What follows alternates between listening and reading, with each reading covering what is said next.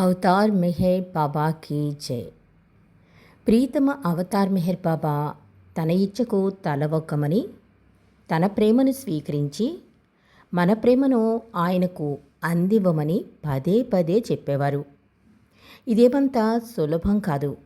ఎందుకంటే కష్టకాలంలోనూ మనోవేదనలోనూ బాబా ప్రేమికులు సహజంగానే తమ గోడును బాబాకు నివేదిస్తారు. ఆయనపైనే ఆధారపడి జీవిస్తారు. మన బాధను తండ్రికి కాక ఎవరికి మొరపెట్టుకుంటాం మనం? అయితే ప్రీతముణ్ణి సంతోషపెట్టడమే ప్రేమికుని కర్తవ్యం. ససుఖాన్ని గురించి ఆలోచన లేకుండా ప్రేమికుడు ప్రీతముడి సౌఖ్యాన్ని కోరుకోవాలి. ఏ విధంగా ప్రీతముణ్ణి సంతోషపెట్టాలా అనే ఒకే ఒక్క తలంపును ప్రేమికుడు కలిగి ఉండాలి. ఎన్నో గత జన్మల్లో చేసుకున్న పుణ్యం వల్ల, మెహర్ బాబాతో ఏర్పడిన సంబంధం వల్ల అవతారిని వద్దకు చేరే భాగ్యం కలుగుతుంది మనకు. ఆ విధంగా చేరిన తర్వాత స్వంత బుద్ధిని, ఆలోచనలను జోక్యం చేసుకోనివ్వకుండా ఆయన ఇచ్చిన ఆదేశాలను పాటిస్తే ఆయన పనికి మనం సహకరించిన వారం అవుతాం.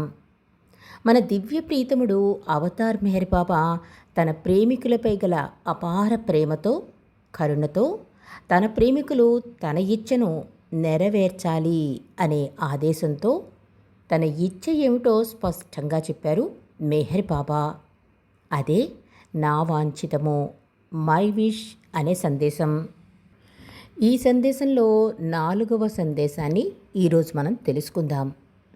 ఎట్టి పరిస్థితుల్లోనైనా సరే బాబాయే నన్ను ఈ స్థితిలో ఉంచారు అని నిజాయితీతో విశ్వసింపుము అన్నారు మెహర్ బాబా. అంటే ఏ పరిస్థితి ఎదురైనా సహనం కలిగి ఉండు అంటున్నారు బాబా.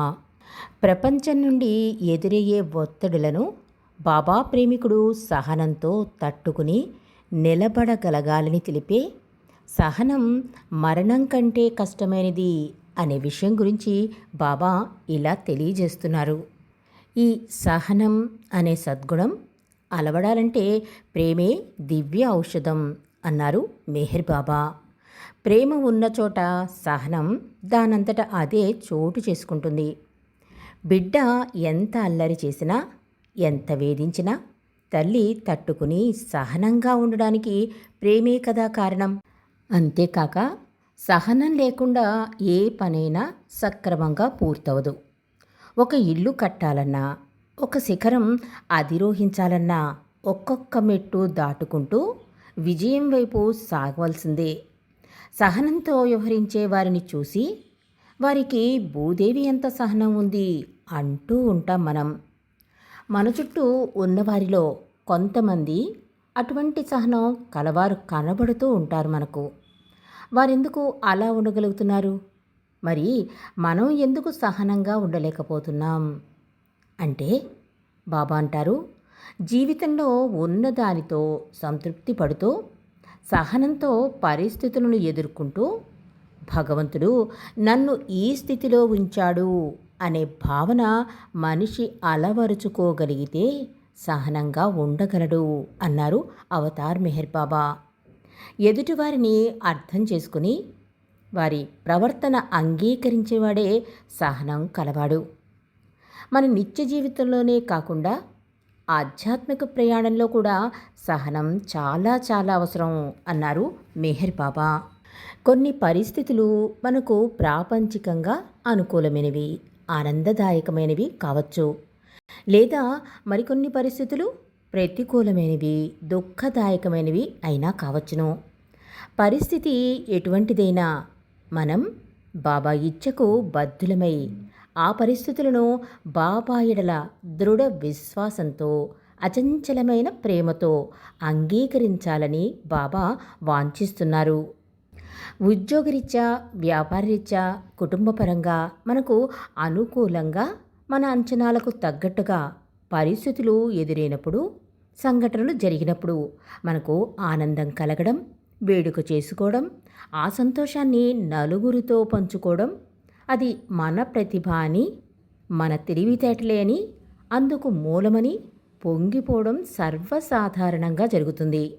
మన బాబా ప్రేమికులమైతే బాబా కృప, బాబా అనుగ్రహం అనుకుంటూ ఆయనకు కృతజ్ఞతలు చెప్పుకోవడం కూడా సామాన్యంగా జరుగుతుంది.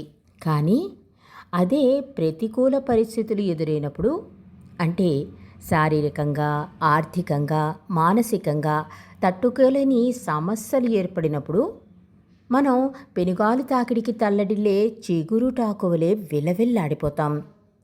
పైకి గంభీరంగా కనిపించిన మనసు ఆ ప్రతికూల పరిస్థితులను జీర్ణించుకోలేక అలజడికి గురవుతుంది. దీనంతటికీ కారణం బాబా చెప్పినట్లు మనం ప్రపంచాన్ని సీరియస్గాను, భగవంతుణ్ణి తేలికగాను తీసుకోవడమే. బాబా తన సందేశాల ద్వారా, తాను జీవించి చూపిన జీవన విధానం ద్వారా, ఆయన మండలి ప్రవర్తన ద్వారా, బాబాకు సన్నిహితంగా మసలిన ప్రేమికుల జీవన శైలి ద్వారా ప్రతికూల పరిస్థితులను ఏ విధంగా ఎదుర్కోవాలి, ఆయా సమయాలలో మనోనిబ్బరంతో ఎలా ఉండాలనే అనేదానిపై సరైన అవగాహన మనకు కలిగేలా అవకాశం లభించింది. మనకు ఎదురైన పరిస్థితులకు మనం చేసుకున్న కర్మలే కారణమని, అవి మన ఆధ్యాత్మిక పురోగతికి ఆవశ్యకమని, ఈ మాయా ప్రపంచం అంతా ఒక ఆట అని మన ప్రీతమ మెహర్ బాబా అన్నారు.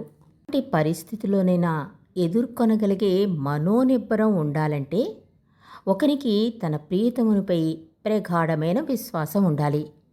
నా తండ్రి ఏది చేసినా నా మంచి కొరకే చేస్తాడు అని తిరుగులేని భావనను కలిగి ఉండాలి. మనం తెలుసుకోవలసిన విషయం ఏమిటంటే, ఏదైనా ప్రతికూల పరిస్థితుల్లోకి బాబా మనలను ఎప్పుడూ ఒంటరిగా పంపించరు. మనకంటే ముందే బాబా ఆ స్థితిలో హాజరై ఉంటారు. మన పక్కనే మనకు తోడుగా ఉంటారు. కాబట్టి మనం ఏ పరిస్థితుల్లో ఉన్నా సరే ధైర్యంగా, సహనంగా మనకు బాబా అండగా ఉన్నారు అన్న భరోసాతో, ఆ స్థితిని బాబా ఆసరాతో ఆయనపైనే పూర్తిగా జారపడి నెట్టుకు రాగలగాలి ప్రేమికులం. బాబా అన్నారు, నీ విధివ్రాతను నేను మార్చను, కానీ ఒక్కటి మాత్రం నిజం, నీ జీవన పోరాటాన్ని ఎదుర్కోవడానికి అవసరమైన ఆంతరంగిక శక్తిని నేను నీకు ఇస్తాను అన్నారు మెహర్ బాబా. కాబట్టి ప్రతికూల పరిస్థితులు ఎదురైనప్పుడు మన కర్మ నిర్మూలనకే, మన మంచి కొరకే బాబా మనలను ఆ స్థితిలో ఉంచారు అని భావించి బాబా ఎడల ప్రేమతో వాటిని భరిస్తే వాటికి సంబంధించిన సంస్కారాల ముగింపు అదే అవుతుంది. కాబట్టి ఆధ్యాత్మిక జీవనం యొక్క లక్షణాలలో సహనం ఒకటి. అటువంటి జీవనం గడిపేవారు సహనం కోల్పోతే వారికి ఇతరులకు భేదం ఏముంటుంది? బాబా అంటారు, అసత్యపు విలువలకు బానిసైపోయిన ఈ ప్రపంచం నుండి ఎదురయ్యే ఒత్తిడిలను ఒక బాబా ప్రేమికుడు సహనంతో తట్టుకుని నిలబడగలగాలి అన్నారు మెహర్ బాబా. జీవితంలో సహనంతో ఉండగలగడం బహు కష్టమైన విషయం. అయితే దానిపై పట్టు సాధించగలిగితే మానవుడు అన్ని ఇక్కట్లను అధిగమించగలిగే సామర్థ్యాన్ని పొందుతాడు. సహనం అంటే ఏమిటో మరోలా చెప్పాలంటే, కావలసిన వస్తువులు లేదా అనుకూల పరిస్థితులు లేకపోయినా భరించగలిగే శక్తియే సహనం. మరణమే జీవితంలో మిక్కిలి చెడ్డది అనుకుంటారు మానవులు. అయితే నిజం చెప్పాలంటే సహనంగా ఉండగలగడం మరణం కంటే కూడా కష్టమైనది. మానవుడు సహనంగా ప్రయత్నించి విసిగిపోయినప్పుడు సహనం కంటే మరణమే నయం అనుకుంటాడు మానవుడు. సహనంగా ఉండడం ఒక జీవశక్తి, అది ఒక ఆధ్యాత్మిక శక్తి, గొప్ప సుగుణం. బాబా తాను ఎంతో ఓర్మిని వహిస్తూ తన మండలి వారిని కూడా ఓర్మితో ఉండమనేవారు. ఆధ్యాత్మిక మార్గంలో సహన గుణానికి ఎంతో ప్రాధాన్యత ఉంది. ప్రీతమ అవతార్ మెహర్ బాబా భగవంతుని ప్రేమించుట ఎట్లు అనే సందేశంలో ఇలా అన్నారు, మనకున్న దానితో సంతృప్తి చెంది సహనంగా ఉంటూ దానిని భగవంతుని ఇచ్చగా స్వీకరించినప్పుడు భగవంతుణ్ణి ప్రేమిస్తున్నట్లే అన్నారు అవతార్ మెహర్ బాబా. అదేవిధంగా డిస్కోర్సెస్ ప్రవచనములు అనే దానిలో బాబా సాధకునికి మార్గంలో సహనం యొక్క విశిష్టతను గురించి ప్రస్తావించారు. బాబా మండలి సభ్యులలో ఒకరైన ఎరిచి ఇలా అన్నారు. బాబాకి ఉండే సహనం గురించి కొనియాడారు ఎరిచి. బాబా తన సౌజ్ఞలను మాటల రూపంలో చెప్పే సమయంలో నాకు బాబా సౌజ్ఞలు సరిగ్గా అర్థం కాకపోతే బాబా మరలా మరలా ఆ సౌజ్ఞలను చేసి చూపించేవారు. ముఖ్యంగా గాడ్ స్పీక్స్ గ్రంథ రచనలో ఆ సమయంలో బాబా చెప్పలేనంత సహనాన్ని చూపించారు అన్నారు ఎరిచి. డాక్టర్ కోహెర్ అన్నారు, నవజీవన కాలం మా సహనానికి కఠిన పరీక్షా సమయం. బాబాను వినోదింపచేయుటకు ఇలా పాట పాడమనేవారు బాబా. సహనం సహనం సహనం, సహనంగా ఉండండి, మీ సహనానికి ప్రభువు మెచ్చుకుని పారితోషికం ఇస్తాడు అని పాట పాడేవాళ్ళం. సహనం భగవంతుని దైవీ లక్షణమే ఉంది. సహనానికి కట్టుబడి అంకితమై ఉండండి. సహనం ద్వారా మీ కష్టాలు విపత్తులు మటుమాయమవుతాయి అన్నారు మెహర్ బాబా. మెహరా సహనం గురించి ఇలా చెప్పారు. ఒక సంవత్సరం వర్షాలు లేక నీటి ఎద్దడిలో బాగా బాధపడ్డాం. వర్షాలు మాకు చాలా అవసరమయ్యాయి. బాబాతో వర్షం ఎందుకు పడటం లేదు బాబా అని అడిగాం. బాబా అన్నారు, వేచి ఉండండి, ఏదో ఒకరోజు వర్షం కురుస్తుంది, సహనం కలిగి ఉండండి అన్నారు మాతో. బాబా మాతో ఎప్పుడూ సహనం వహించండి అని చెబుతూ ఉండేవారు. వర్షం పడుతుంది, ఓపిక పట్టండి అన్నారు బాబా. అలాగే కొద్ది రోజులకు వర్షం పడింది. సహనం కోల్పోకుండా ఉండడానికి మార్గం సూచిస్తూ ఇరిచి ఇలా చెప్పారు. సహనంతో ఉండు, ఆ సహనం యొక్క మాధుర్యం తప్పక లభిస్తుంది. బాబాను స్మరిస్తూ ఉండు, నీవు చెయ్యవలసిందల్లా అంతే అన్నారు ఇరిచి. ఆధ్యాత్మిక జీవనం యొక్క లక్షణాలలో సహనం ఒకటి. అటువంటి జీవనం గడిపేవారు సహనం కోల్పోతే ఎలాంటి విపత్తు, ఎలాంటి నష్టం కలుగుతుందో మనం ఒక కథ ద్వారా తెలుసుకుందాం. ఒక చాకలి బట్టలు ఉతికి ఒక మైదానంలో నేలపై అప్పుడే ఆరబెట్టాడు. ఒక భగవత్ ప్రేమికుడు అనగా భగవంతుని ధ్యాసలో మునిగి ఉన్నాడతను. ఆ మార్గం నుండి వెళ్ళాడు భగవత్ ప్రేమికుడు. భగవంతుని స్మరణలో మైమరచి నేలపై ఆరబెట్టిన బట్టలను చూడకుండా వాటిపై నుండి మట్టి కాళ్లతో నడిచి వెళుతూ ఉన్నాడు భగవత్ ప్రేమికుడు. తడిబట్టలపై మట్టి కాళ్లతో నడవగా మరకలు ఏర్పడ్డాయి బట్టల మీద. వాటిని చూసి చాకలి కోపంతో ఆ భక్తుణ్ణి కొట్టడం మొదలెట్టాడు. తన ప్రేమికుని దుస్థితికి జాలిపడి భగవంతుడు అతనిని రక్షించాలి అనుకుని ఉన్నపళంగా బయలుదేరాడు భగవంతుడు. ఇంతలో ఆ భక్తుడు ప్రపంచం స్పృహలోకి వచ్చి జరుగుతున్నది గ్రహించి సహనాన్ని కోల్పోయి చాకలిపై తిరగబడ్డాడు భగవత్ ప్రేమికుడు. ఇది చూసి తన భక్తుణ్ణి రక్షించాలి అని బయలుదేరిన భగవంతుడు తిరిగి తన దర్బారికి చేరుకున్నాడు. వెంటనే తిరిగి వచ్చిన ప్రభువుని చూసి, సభలోని ప్రముఖులు ఇంతలోనే పని పూర్తయిందా స్వామి అని అడిగారు. భగవంతుడు ఇలా సమాధానం ఇచ్చాడు. అక్కడ ఇద్దరు చాకళ్ళు కొట్టుకుంటూ ఉన్నారు కాబట్టి నా ప్రమేయం లేదా నా జోక్యం అక్కడ అవసరం లేదనిపించింది అన్నాడు భగవంతుడు.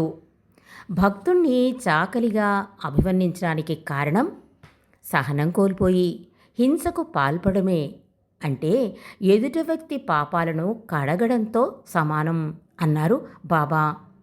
ఆధ్యాత్మికంగా ఎదిగిన వారిలో ఇదంతా మిథ్యా, భగవంతుడే సత్యం అనే అవగాహన ఉంటుంది కాబట్టి వారు సహనాన్ని కోల్పోరు. వారు సమస్తం భగవంతునికి విడిచిపెడతారు. తనకు ఎంత కష్టం వచ్చినా నష్టం వచ్చినా మంచి జరిగినా చెడు జరిగినా చలించడు. తన బాగోగులు తాను నమ్మిన దైవం తప్పక చూసుకుంటాడు అని అతడు విశ్వసిస్తాడు అన్నారు మెహర్ బాబా. సహన గుణాన్ని భంగపరిచేదే క్రోధం. క్రోధాన్ని జయించడమే అసలైన సాహసం అన్నారు మెహర్ బాబా. పరిస్థితులు అనుకూలించినప్పుడు కిలకు విఘాతం ఏర్పడినప్పుడు కోపం తన్నుకొచ్చి సహనాన్ని పక్కకు నెట్టేస్తుంది. సరైన అవగాహన కోపాన్ని అదుపులో ఉంచగలుగుతుంది, సహనం కోల్పోకుండా సహాయపడుతుంది అన్నారు మెహర్ బాబా. తపన, సహనం, అచంచల విశ్వాసం అనే ఈ 3 అంశాలు ప్రతి సాధకునికి ప్రధానంగా అవసరం అన్నారు మెహర్ బాబా. మరి ప్రేమికులుగా మాయకు చెందిన ఒత్తిళ్లకు బెదిరిపోకుండా సహనంతో తట్టుకుని నిలబడాలని బాబా ఆశిస్తున్నారు. మరి ప్రియతమ అవతార్ మెహర్ బాబా వాంఛితాన్ని నెరవేర్చడానికి ప్రయత్నమన్నది చేద్దాం. ప్రభు కృపకు పాత్రులమవుదాం. అవతార్ మెహర్ బాబా కీ జై. ప్రేమ పదం సమర్పణ.